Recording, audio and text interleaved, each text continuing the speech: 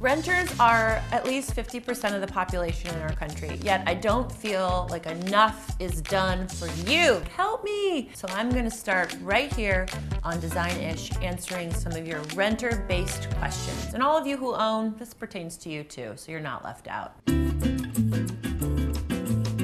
I live in New York. A lot of people rent here, and my friend Julie, who lives a couple blocks away, she's a professional renter. Her spaces always look amazing.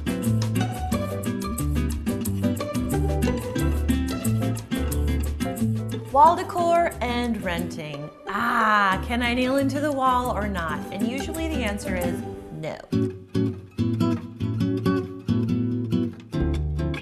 So a great solution for those of you who can't nail into your walls, whether you're living in a dorm or a beautiful apartment, is painter's tape. It comes in a variety of different colors. And what I love that Julie did was she collected maybe about 24 or 20 different botanical prints, not too expensive, kept them in their plastic sleeves at that. She layered them all on the wall into 3 rows and simply hung them up with painter's tape.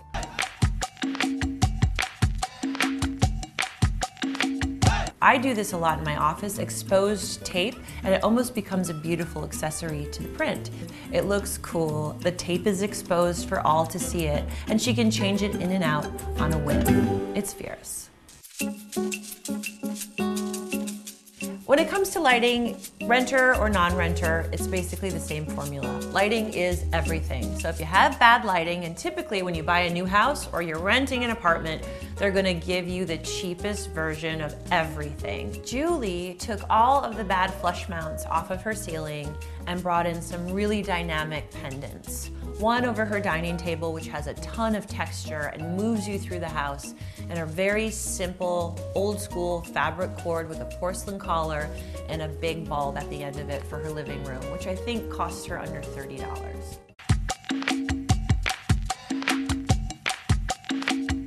Then going into more expensive pendants that you can bring with you to your next house. So it's not an investment that you will lose on. So invest in your lighting. Let's talk about floors. When Julie moved into her apartment, the floor was that really orangey, goldy, oaky color that, kind of went out of style in the 80s. And I think it deterred a lot of people from renting it. But if you are a negotiator, negotiate into your contract that you want to paint the floor. And that's exactly what she did with a fine oil paint in a white sailcloth that just lightened, brightened, and lifted the entire apartment into a completely different level of cool.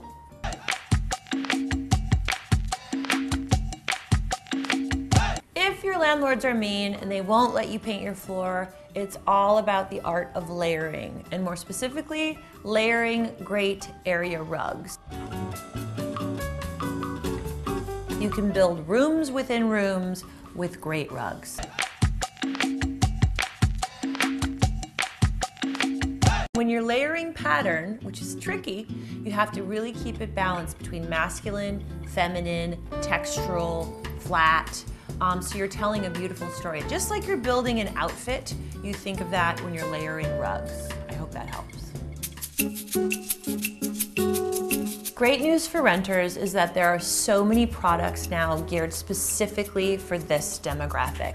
Wallpaper. You think as a renter, I can't have this. Oh, but you can, because there's a lot of temporary wallpapers. Whether you're in a dorm, you're in a condo, you're in a nursing home, you can have patterns on your wall.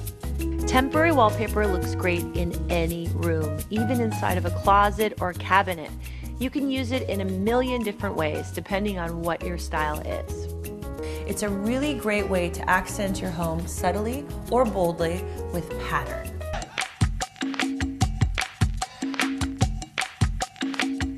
It's so easy to install, either with ready-to-adhere wallpaper rolls or these easy pre-made, easy-to-install wall tiles. Really simple. Temporary wallpaper will change the way you feel entirely about your space. You will own that space. So renters, don't let your space and those rules own you. It's time for you to step up and own your space, even if it's a rental.